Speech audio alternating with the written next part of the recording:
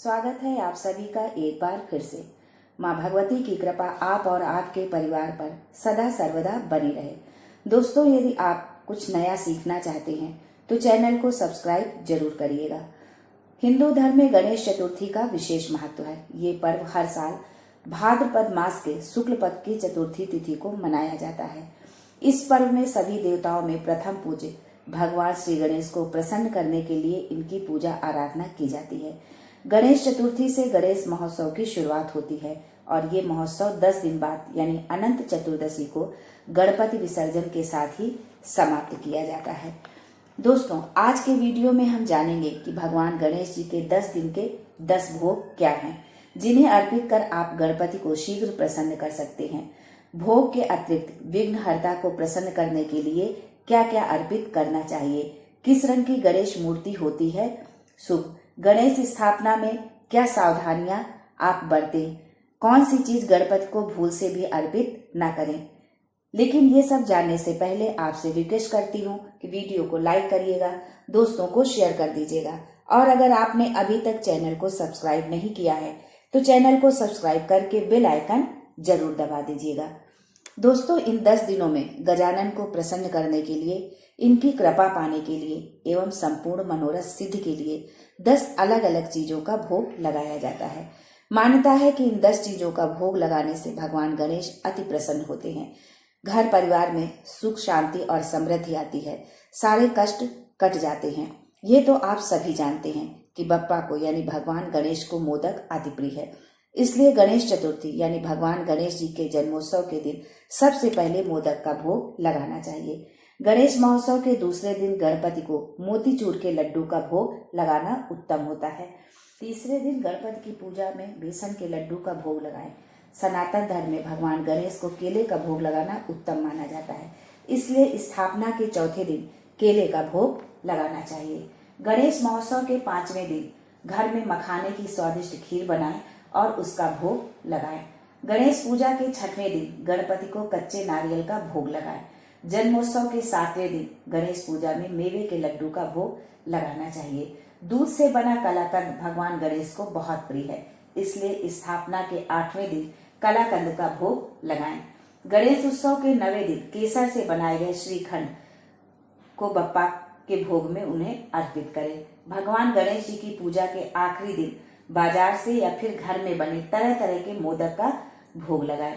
दोस्तों, इसके अलावा गणेश जी को प्रसन्न करने के लिए दूर्वा अवश्य चढ़ाएं। गणेश जी को दूर्वा अति प्रिय है। दूर्वा के ऊपरी हिस्से पर 3 या 5 पत्तियां हो तो बहुत ही उत्तम है। भगवान गणेश को तुलसी दल छोड़कर सभी प्रकार के फूल चढ़ाए जा सकते हैं। पद्म पुराण आचार रत्न में लिखा है कि न तुलसिया गणाधिपम, अर्थात तुलसी से गणेश जी की पूजा कभी ना करें। गणेश जी को सिंदूर भी अर्पित किया जाता है। सिंदूर मंगल का प्रतीक होता है।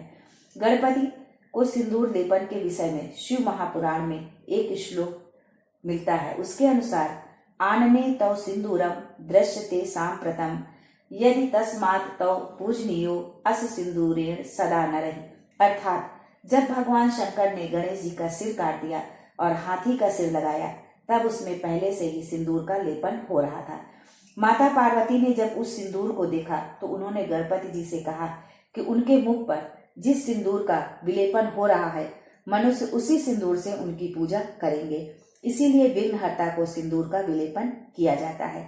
इसके अलावा सुपारी, साबुत, हल्दी, मौली और जनेऊ भी अर्पित जरूर करें। गणेश जी की अलग अलग मूर्तियां अलग अलग तरह के परिणाम देती हैं। सबसे ज्यादा पीले रंग की और रक्त वर्ण की मूर्ति की उपासना शुभ होती है। नीले रंग के गणेश जी को उच्छिष्ट गणपति कहते हैं। इनकी उपासना विशेष दशाओं में ही की जाती है। हल्दी से बनी हुई या हल्दी का लेपन की हुई मूर्ति हरिद्रा गणपति कहलाती है। ये कुछ विशेष मनोकामनाओं के लिए शुभ मानी जाती है। एक दंत गणपति श्याम वर्ण के होते हैं। इनकी उपासना से अद्भुत पराक्रम की प्राप्ति होती है। सफेद रंग के गणपति को ऋण मोचन गणपति कहते हैं। इनकी उपासना से ऋणों से मुक्ति मिलती है। 4 भुजाओं वाले रक्त वर्ण के गणपति को संकष्ट हरण गणपति कहते हैं। इनकी उपासना से संकटों का नाश होता है। त्रिनेत्रधारी रक्त वर्ण और 10 भुजाधारी गणेश महागणपति कहलाते हैं। इनके अंदर समस्त गणपति समाहित होते हैं। सामान्यतः पीले रंग की या रक्त वर्ण की प्रतिमा जिसका आकार मध्यम हो घर में स्थापित करनी चाहिए। दोस्तों, गणेश चतुर्थी के दिन अथवा पूजा के समय पीले अथवा सफेद वस्त्र आप धारण करें, काले वस्त्र भूलकर भी नहीं। गणेश जी की प्रतिमा यदि आप घर में स्थापित करते हैं तो वो बहुत बड़ी नहीं होनी चाहिए। यदि आप स्वयं नदी की मिट्टी से प्रतिमा बनाएं तो उसका फल सर्वश्रेष्ठ होता है। बिना चंद्रमा को अर्घ्य दिए हुए व्रत का समापन ना करें, नजर नीची रखकर ही अर्घ्य दें। गणेश जी को कभी भी तुलसी दल ना चढ़ाएं, क्रोध न करें, वाणी पर नियंत्रण रखें और सात्विकता बनाए रखें। घर पर यदि आप गणेश की स्थापना कर रहे हैं तो जितने दिन घर में गणपति हैं उतने दिन तक मांस, मदिरा, लहसुन, प्याज का सेवन न करें। ब्रह्मचर्य व्रत का पालन करें। आज के लिए बस इतना ही। दोस्तों, यदि गणेश चतुर्थी या गणपति स्थापना से संबंधित आपको कोई भी जानकारी चाहिए तो कमेंट बॉक्स में अवश्य लिखें। दोस्तों, मिलते हैं अगले वीडियो में एक नई जानकारी के साथ। तब तक के लिए जय गणेश।